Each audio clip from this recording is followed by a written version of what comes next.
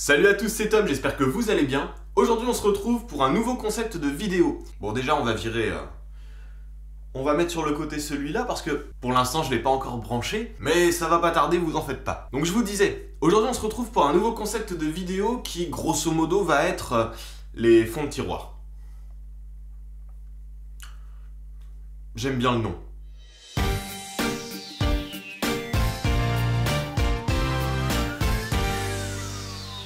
En gros, ça va consister à vous présenter 3-4 produits à chaque fois que j'ai achetés, mais où finalement, je voyais pas trop l'intérêt d'en faire une vidéo complète. Donc, on va commencer avec le premier produit, qui est celui-ci.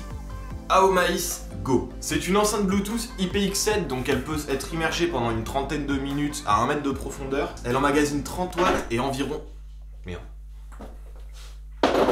Elle emmagasine 30 watts et environ 30 heures d'autonomie à 60% du volume. Je l'ai prise en fait tout simplement pour avoir de la musique dans la salle de bain ou quand je pars en déplacement. Par exemple quand je suis parti à Montpellier cet été, elle était là. Quand je suis parti en road trip moto avec les potes, elle était là. Je la trouve relativement bonne, la qualité sonore est quand même top. Même à 100% du volume, elle sature pas ni rien, c'est vraiment... Elle est vraiment bien quoi. Ce qui m'a vachement plu sur cette enceinte, c'est qu'on peut la coupler à une autre enceinte Aomaïs Go, comme celle-ci en fait, pour avoir un son stéréo. Et du coup avoir 60 watts de puissance. C'est une enceinte qui coûte environ 80 € sur AliExpress. Enfin, maintenant vous me connaissez, vous savez que j'achète pas mal de trucs sur AliExpress. J'en suis pas déçu, je vous la recommande. À la place de toutes les JBL, Extreme et tout ça, qui sont très bien, en niveau de qualité de son, d'autonomie, tout ça, c'est génial, hein, mais qui coûtent 3 fois le prix de celle-ci. Si vous n'avez pas trop de budget et que vous voulez une enceinte qui fasse le taf et qui soit plutôt bonne, je vous conseille celle-là. Avec, j'ai acheté ceci. La petite bandoulière de transport, hop, on a simplement à la ranger dedans. On peut se la prendre en bandoulière sur le dos là, nickel. Et comme ça, on est bien. Le deuxième produit que j'ai à vous présenter, c'est le Movie Mask. Si vous n'avez pas vu ma vidéo sur le Cinégo, je vous invite à la voir. Elle sera dans la description. C'est en fait grosso modo un Cinégo, mais version low cost. Ça coûte environ 100 € et c'est tout simplement un casque cinéma dans lequel on va pouvoir glisser son smartphone. Ça se présente comme ceci. Donc en fait, tout simple, on le met sur la tête. On met son téléphone accroché ici, on le rebalance, on referme et on a une salle de cinéma pour soi. Le concept est plutôt bon. Après j'ai pris le Movie Mask Premium et je vois pas trop en quoi il est premium en fait. Ok, c'est cool, il est facile à transporter. Par contre le problème que j'ai eu dessus, il appuie énormément, les mousses sont pas ultra rembourrées, ce qui fait qu'il appuie beaucoup sur la tête. Et quand il y a le téléphone sur le nez, c'est pas agréable du tout. Un autre point assez négatif, c'est que j'ai un Huawei Mate 20 Pro et avant j'avais un Huawei Mate 10 et c'est pas fait pour cette taille d'écran là. Clairement c'est pas fait pour ça. Je pense qu'au maximum c'est fait pour les écrans qui font 5,7 pouces, éventuellement 5,8 pouces. Après on a vraiment une impression un peu d'écœurement, le truc est trop près, on n'arrive pas à faire la mise au point avec les yeux. C'est un peu bizarre dit comme ça, mais grosso modo c'est ça, on n'arrive pas bien à discerner l'image et ça fait vite mal à la tête du coup. Ce qu'il devrait faire aussi, je pense, ce n'est que mon humble avis de moi. Ce qu'il devrait faire, je pense, dans le Movie Mask Premium qui coûte quand même 100 €. Hein. Et pour le coup 100 €, c'est un peu cher quand même. Mais ce qu'il pourrait faire éventuellement, c'est rajouter une petite télécommande Bluetooth pour l'appairer à son téléphone. Parce que le problème est qu'une fois qu'il est dedans, vous le touchez plus quoi. Hein. Et autre chose que j'aurais trouvé assez intelligent, c'est qu'en fait, c'est un truc qui le prend par en haut, le téléphone. Qui le prend en mode paysage finalement. Je vous aurais bien montré avec mon téléphone, le problème c'est que je pars au boulot et il s'est pas chargé hier soir. Donc en fait il est en charge là rapidement avant que je doive aller bosser quoi finalement. Donc en fait le téléphone se met comme ça. Ce qui est pas ultra pratique parce que comme sur la plupart des téléphones, le mien a les boutons soit de volume, soit de mise en veille de ce côté. C'est con. J'aurais préféré limite un truc qui le prenne vraiment sur les côtés, au niveau de la charge finalement. Vu qu'en plus c'est ouvert, ça veut dire qu'on aurait pu éventuellement le charger si on le voulait. Ouais je sais pas, je sais pas pourquoi ils ont fait ça. Je trouve ça con. Voilà. Le troisième produit que j'ai à vous présenter, c'est... À l'endroit, c'est mieux. Ceci. Moi, j'ai marqué SH30 parce que je pense que ça change de nom en fonction des marques qui le font. Je pense que c'est un truc générique qui est repris par plusieurs marques. En fait, c'est tout simplement une montre connectée avec écouteurs intégrés. Sur le papier, je trouvais ça vachement bien. Ça coûte environ 45 € sur AliExpress. Putain, j'en ai trop dans les mains, je galère. En fait, on l'ouvre, on met les écouteurs à l'intérieur, histoire de les charger, ça fait un peu comme des AirPods hein, finalement. Hop, on met ça dans la montre et en fait on se l'accroche au poignet. Sur le principe, c'est plutôt pas mal. Après, il y a plusieurs problèmes que j'ai avec ça, mais on va déjà passer un petit peu aux caractéristiques du truc. C'est grosso modo ça. Il y a des écouteurs, il y a à peu près 2 heures d'autonomie dans les écouteurs, une fois qu'on les a sortis. Et on peut faire grosso modo 4 à 5 recharges avec le boîtier. Ce qui est pas déconnant pour des écouteurs à 45 € qui font également montre connectée, c'est pas con.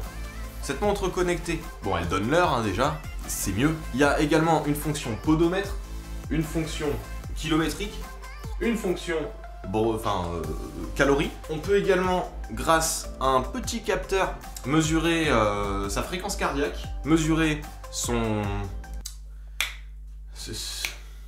Voilà, mesurer la pression du sang. C'est pas mal, sauf que c'est pas précis. Enfin, en tout cas, en tant que podomètre et que fréquence cardiaque, je sais pas, parce que malheureusement, j'ai pas d'Apple Watch, j'ai pas tout ça, donc je peux pas vraiment comparer. Mais en tant que podomètre, déjà, c'est pas ouf. Après, les écouteurs sont d'une qualité relativement médiocre. C'est suffisant pour faire quelque chose, mais ils sont comme ceci, donc ils sont pas vraiment intra-auriculaires. C'est vraiment un truc qu'on vient glisser dedans. Et alors, ils disent de le mettre comme ça, mais comme ça, il tient pas du tout. Hein. Le mieux, c'est de le mettre comme as, hop, et de le bloquer en fait avec un petit coin de l'oreille là, avec un petit coin du lobe. Et là, effectivement, ça tient relativement bien. Il s'appaire relativement facilement avec mon téléphone, il n'y a pas de souci. Le gros problème que j'ai eu, et c'est ce qui a fait en fait que je n'ai pas fait de vidéo sur cette montre, parce que j'en ai absolument pas eu confiance, c'est qu'il faut télécharger une application pour pouvoir la faire fonctionner correctement, avoir son suivi d'activité et tout ça. Et cette application-là n'est pas sur le Play Store, déjà, ou sur l'Apple Store, hein, c'est pareil, c'est le même délire. C'est pas dessus. En fait, il faut le télécharger directement via le site chinois qui commercialise la montre, en tout cas qui la vend. Et quand j'ai voulu l'installer sur mon téléphone, il m'a foutu un énorme warning en disant « Ouais mec, il y a un virus, il y a un virus dedans, ça pue !» Donc, comme je suis quelqu'un de dévoué à ma chaîne YouTube, à ma cause, pour vous, tu vois, je prends des risques pour vous. Non, mais on peut pas dire que je prends vraiment des risques. Mais en fait, j'ai du coup utilisé l'application. On peut également lire ses messages WhatsApp, ses SMS, répondre à des appels et tout ça. Ce qui fait que la montre demande un nombre d'autorisations assez important. C'est-à-dire l'autorisation d'aller dans les SMS, l'autorisation d'ouvrir les photos, l'autorisation de plein de trucs. Je peux comprendre que, ouais, t'es pas spécialement envie de donner ton autorisation comme ça à une entreprise que tu connais pas. Et surtout si l'application, ton téléphone t'a dit « Hey mec, ça pue, il y a un virus quoi ». Donc je l'ai utilisé 5 jours, je crois, à peu près. Ouais, 4-5 jours l'application. Histoire de voir ça et putain, à chaque fois que je la lançais, j'avais quand même un message d'alerte de mon téléphone. Au bout d'un moment, ça m'a fait flipper. C'est la première application sur laquelle ça me fait ça. Ça m'a un peu fait flipper, j'ai préféré complètement arrêter le test. Donc maintenant elle est là, c'est cool. Elle donne plus l'heure. Je préférais pas le faire, mais je trouvais ça important de vous en parler quand même. Comme ça, si vous la voyez, je crois que c'est la Lemfo M1. Mais si vous la voyez, faites attention à vous. Elle est également très grosse, mine de rien. Je sais pas si ça se voit bien. Bah non, il y a ma tronche en plein derrière. Quel con, putain. Attends, hop. Non, bah non, c'est comme ça. Voilà, elle est quand même très très grosse sur le poignet. C'était pas un bon achat. C'est fini pour aujourd'hui, n'hésitez pas à me poser en commentaire les questions que vous voulez par rapport à ces produits, parce que forcément, vu que j'en présente 3 d'un coup sur une seule vidéo, je parle pas des détails. Donc si vous souhaitez acheter l'un ou l'autre de ces produits, n'hésitez pas à me poser des questions avant. Non, pas du tout, ça va, je vais... Putain, j'arrête pas de répéter. Je me répète. Si... Ça va toi? Oui. Dites-moi également si vous avez aimé ce nouveau concept, ou sinon comment je pourrais l'améliorer. N'hésitez pas non plus à partager cette vidéo et à vous abonner pour ne pas louper les prochaines vidéos qui arriveront dans les prochaines semaines. C'était Tom P. Bye.